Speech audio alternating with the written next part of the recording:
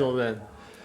Hey, what's up? This is the Fights Tonight podcast. I am Travis Polhamus here with Louis Romero. Louis, what's going on? What's up, Travis? How you doing, man? Pretty good, brother. Excited to break down another weekends of fights. What do you think? Oh, yeah, I'm excited. I didn't get to watch the ones last week because of that jiu-jitsu tournament at the IBJJF Denver, but Yes, if you would have been watching, you would have seen me get a couple of my picks wrong. I thought Alan Patrick would be able to take Michael Johnson, but instead Johnson got his first knockout in 6 years. I also thought Amanda Ribas would be able to beat Caitlin Jakagian, which I was wrong on. And then I was pretty up in the air on the Charlo Castaño 154 unification bout in boxing. And Charlo not only was winning on points, but was able to get the stoppage in the 10th round with a left hook and then hurting Castaño with some other punches. So definitely got my humble pie for the week, and always need to do more research. So we're going to be starting it off with the boxing. Is that right, Louis? yeah. So for something a little different, this weekend we actually have a Friday night fight, which is a light heavyweight boxing bout over in the UK between Meng and Pascal. Pascal, if you remember, was a light heavyweight champ for some time until Bernard Hopkins beat him, and then in the rematch, but he's always stayed at a high level and done pretty well. Meng I don't know much about, but is undefeated at 17-0. That one may be a little hard to find. It's only coming up for Pro Box TV, but I'm sure the craftier ones among you can find a stream for that somehow.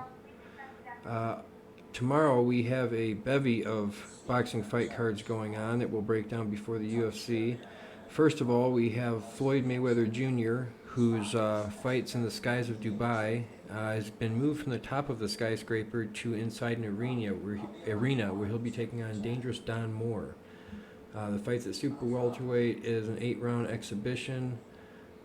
Should be interesting to see Floyd get back out there since his Logan Paul fight. I can't say I know much about Moore. They're definitely going to be kind of just a showcase of where Mayweather's at and his skills. And that'd be an interesting one to see. The timing should be a little weird since it's in Abu Dhabi. We also have the big UK bout, also at light heavyweight, between Buatsi and Richards.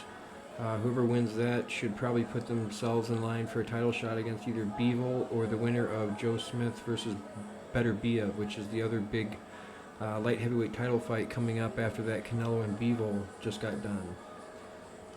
And finally, the one I think will probably end up being the best fight to catch will be David Benavidez trying to capture the WBC Interim World Super Middleweight Championship against David Lemieux.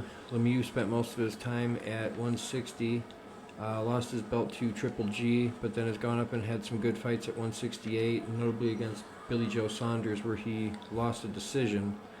Benavidez, of course, was one of the champions at 168 and lost his title due to a positive test for cocaine, which is why when Canelo fought Callum Smith, it was for 2 belts instead of just one. He was able to avoid fighting Benavidez, for lack of a better way of putting it, because of his failed drug test. Benavidez maintains that Canelo used that opportunity because he knows he's a bad matchup, and it's definitely a fight a lot of boxing fans would have liked to see Canelo have. At 160, most people want to see him fight Charlo, and at 168, even though Canelo did fight all the champions, it was David Benavidez everybody thought would make the best fight. If you don't know much about Benavidez, he is the brother of Joseph Benavidez, who fought Terrence Crawford a couple of years back in a really good affair. Benavidez started off as kind of an overweight kid in the boxing gyms in his mid-teens and was always sparring with adults, and everyone was always impressed with his skills. And as he's lost weight, he's trimmed down to super middleweight, where he has remained undefeated and has a lot of really good knockouts against high opposition. The only stain on his record, of course, is him losing the belt that he had captured due to his failed drug test. So now him fighting Lemieux will get him the vacant WBC Interim Super Middleweight Championship and would hopefully put him in line to either challenge Canelo for one of the belts at 168 that he has, assuming he doesn't give them up, or fight for the vacant belts if Canelo decides to stay at 175 and try to get revenge against Bivol. Also, one last fight that will be happening before our next podcast is a Thursday of next week where Booker will be fighting Olawaline. Olawaline fought Tyson Fury a while back and is one of the better heavyweights, fights out of Sweden. So if you're bored and need something to catch in the middle of next week, the Olawaline fight should be decent. That about wraps it up with the boxing. If I had to give predictions, aside from Mayweather's fight being a spectacle and him most likely winning, the fight I feel the strongest about would be the Benavidez versus Lemieux fight. Lemieux hits hard and's got a good chin. Benavidez isn't the heaviest or hardest puncher ever, but he does put his punches in combinations really well and has a kind of a good constant pace that kind of breaks people down, kind of similar to Errol Spence. I could definitely see him either taking the fight on points or getting a late stoppage, assuming he doesn't get caught with anything stupid by Lemieux, which is possible with how much David Benavidez throws, but I would say fight's most likely to his, either points or late rounds. So I would say putting in a bet for the fight to go the over, say 10.5, I would say is a decent bet on that one, which will move us to our UFC card this weekend. What do you think about this one, Lewis? It's not as exciting as the past UFC cards, but this should be a good one for the fight night. But before we get to that, I want to give my my co-host a shout out. His birthday was 4 days ago, so our viewers, if you'd leave a comment, that'd be very appreciated. Who we got fighting next week, Travis? Well, the main event, of course, is Holmes versus Caitlin Vieira, but we have some good fights on the prelims that we'll start it off with. After the Elise Reed and Sam Hughes fight at women's strawweight, we have Chase Hooper, who everybody knows is big on the UFC's social media and is one of the kids that kind of seems to have gotten thrown in young, a good grappler, still coming along in the striking, and somehow usually manages to pull it out, except for his last couple fights. One against Alex Caceres, he had a bit of a tough time, so he's looking to get back on track at featherweight. Also, Jonathan Martinez, who was on a really good roll before he lost to Davey Grant, who, of course, won the main event last weekend, or the co-main event, rather, is fighting Vince Morales, who is another up-and-coming bantamweight that's had a lot of good fights and held his own pretty well. He beat Luis Smolka, who was the one beat by Davey Grant in the co-main event, so they're both competing at a really high level. Jonathan Martinez has a bit of a Masvidal thing, where he was doing a lot of backyard fights and fight club type stuff before he entered into the UFC. He's got a pretty exciting style and is an exciting striker. Also, I think the Omar Morales and Uros Medic fight will be really good. Omar Morales, I remember having a really good fight a year or two ago with Gabriel Benitez. That was quite a exciting kickboxing match while it lasted. And Uros Medic is a very talented European fighter that I've always seen in exciting fights. So that one, I would say between those two fights, one of those being fight of the night, there's a really good chance of. Also, we have Parker Porter versus Jailton Almeida and Joseph Holmes versus Alan Amadowski. What do you see going on in the main card, Lewis? The main card. Okay, so I'm probably going to butcher these names, Travis. But we got Eric Anders versus Park Jun Young. We got Polyana Viana versus Tabitha Ricci. Oh, God. And then we have Chidi Njokuani versus Dusko Todorovic, Santiago Ponzinibbio versus Michelle Pereira, and then the main event we have Holly Holm versus Caitlin Vieira. Do you have a prediction for us on Eric Anders and Park Jun Young? I do. They have a similar record. Eric Anders is 14 wins, 6 losses, and 1 no contest, and Park Jun Young is 13 wins and 5 losses. I don't see this fight being very exciting. Eric, he's a southpaw and he relies on his cross way too much. He doesn't really utilize his jab. But Park Jun Young, he's a little bit more agile on his feet and he utilizes his jab. They do decent when they're on the ground. I feel like if Park Jun Young could get it to the ground, he'll piece him up. But I can see this one going to split decision. That's what I see for that fight.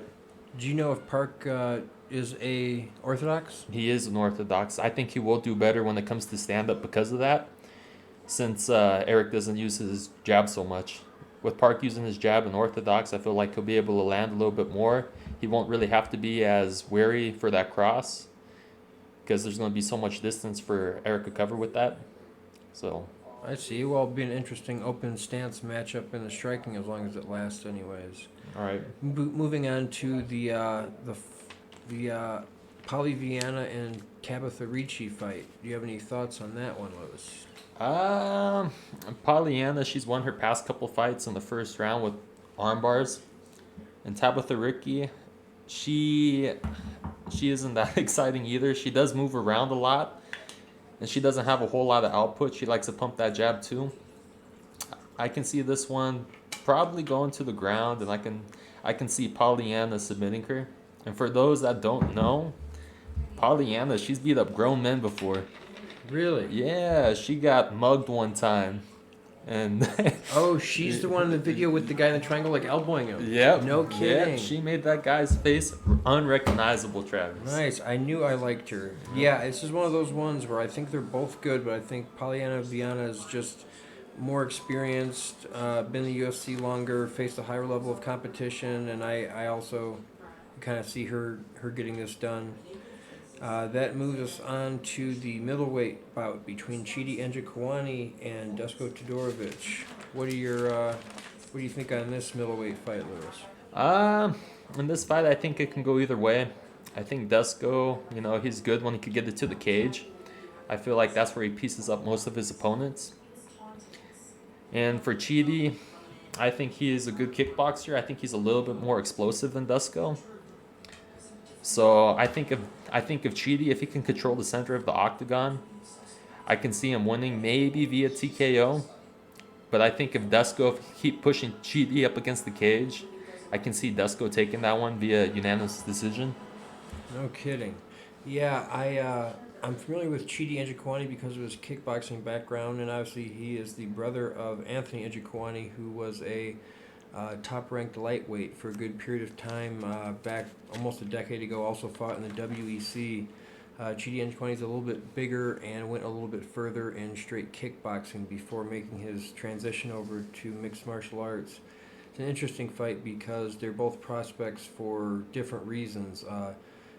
Dusko Todorovic, because of his skill and what he's shown so far in his MMA fights, and Chidi Njokuani, though not possessing the most impressive record, he's a bit like Alex Pereira, where he's at middleweight, where you have a champion who is a kickboxer, and then he is a gifted kickboxer that reached a high level coming over into MMA. While he suffered a lot more losses and had a lot more setbacks than Alex Pereira, he is more experienced, and so he's definitely another interesting guy to have floating around that division, just considering so many of the top end are wrestlers or guys that work their grappling in a lot, like Marvin Vittori and Jack Hermanson and Derek Brunson and those type of guys.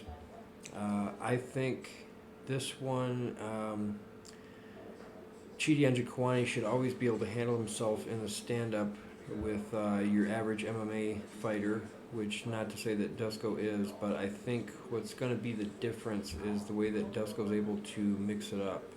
I see this being a bit of a 50-50 fight where if Chidi Njokuani can keep it standing, there's a good chance of him eventually being able to land something good, whereas Dusko can not necessarily take it to the ground, but just mix up his takedowns enough to make it more of an MMA fight to take Chidi Njokuani out of his comfort zone. I think he'll come away with it. I think it's kind of Dusko's to win on decision unless Chidi can land a good knee or a good straight right like he did in his UFC debut. But he's definitely not taking the easy route. Dusko's not a fight a lot of guys were looking for, and to have that in your second fight in the UFC it definitely shows a lot about the type of fights Chidi's willing to take. That brings us to our co-main event, which is Santiago Ponzinibbio versus Michel Pereira. Lewis, what are your thoughts on this one? Michel Pereira, he's so unpredictable. He throws such his movement's crazy. He throws some crazy combos. I feel like Santiago, he's more of a, I don't know, I want to say brawler, but he's tough. Yeah, He's that's tough. fair. Yeah, but I can see Santiago landing a good shot on him if Michel does one of his fancy front flips or something. But it could go the other way too. Michel, he has a lot of power as well. He's pretty explosive too. I don't know. I think this is going to be the toughest fight for me to call, but I think this is going to be the most exciting fight of the night too, on that fight card. What Very about good chance of that. what about you, Travis? How do you think this fight's going to play out?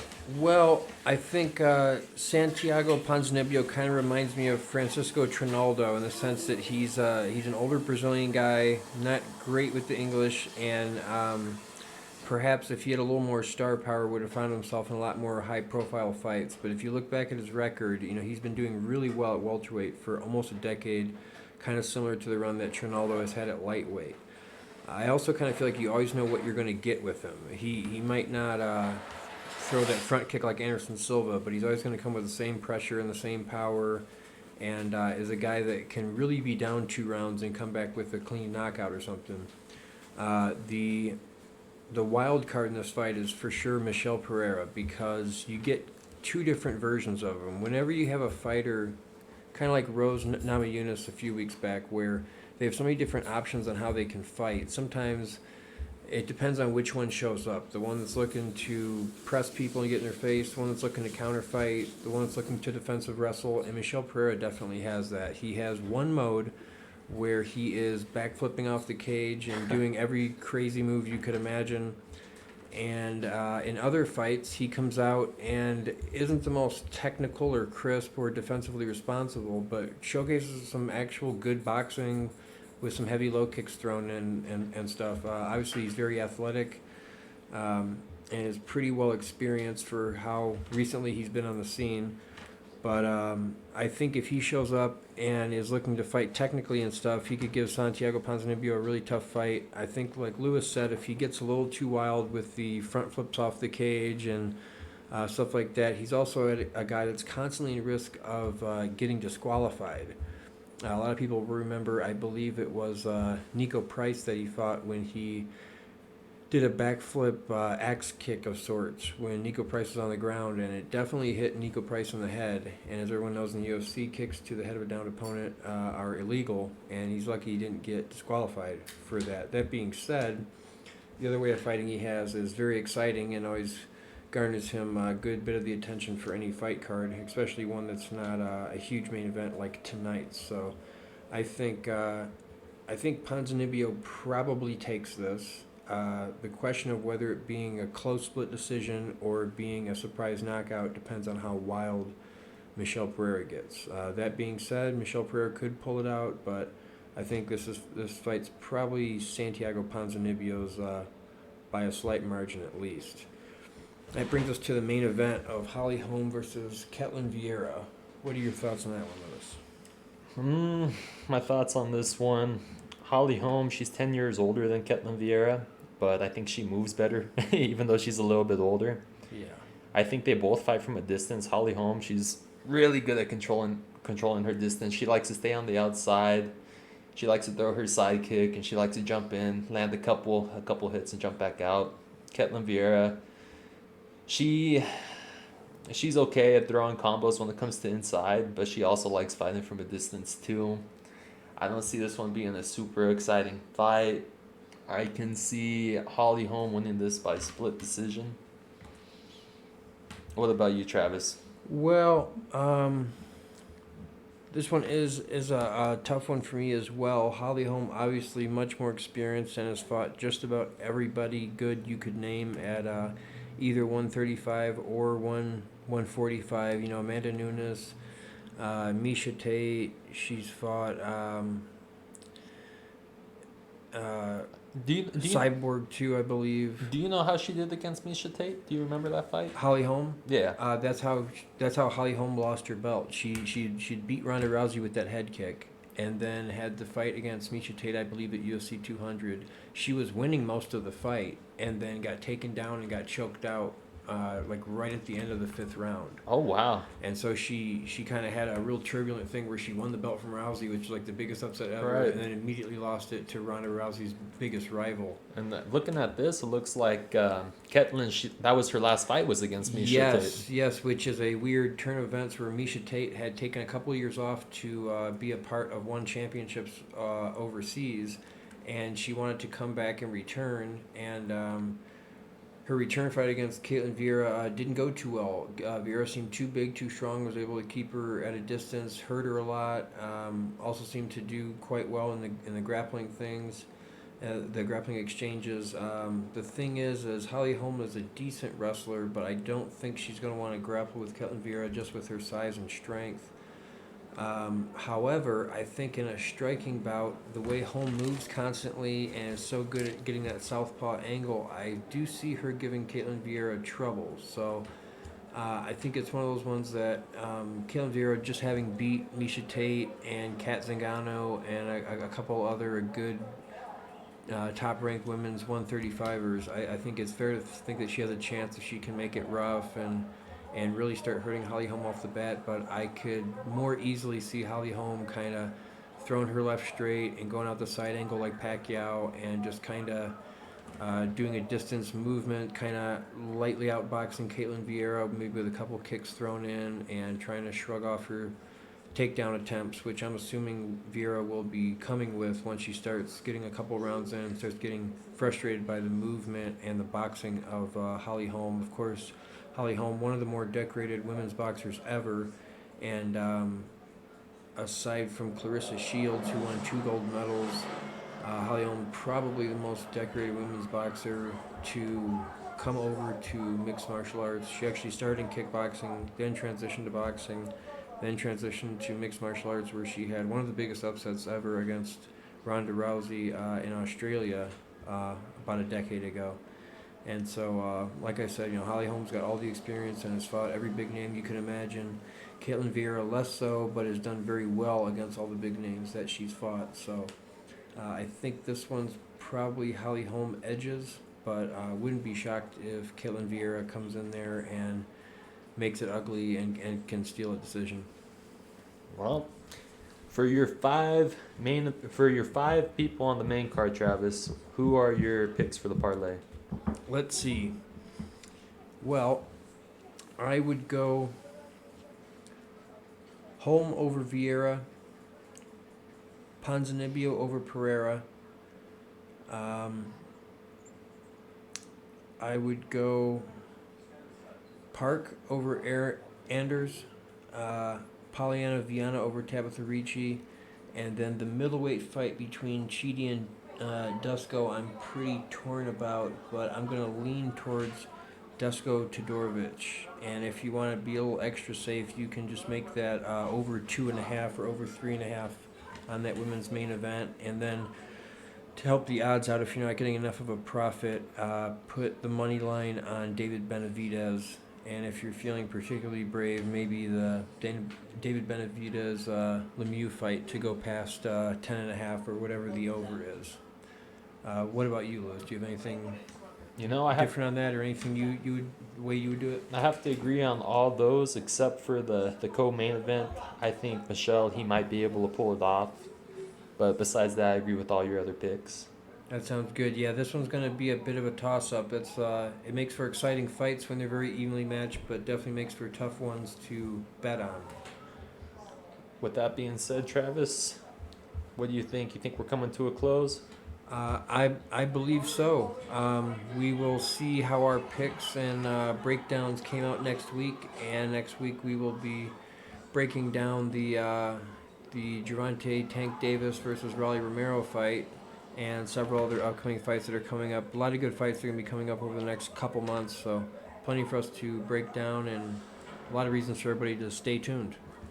Sweet. With that being said, this is the Fights Tonight podcast, and thank you for joining me and Mr. Travis Polhamus.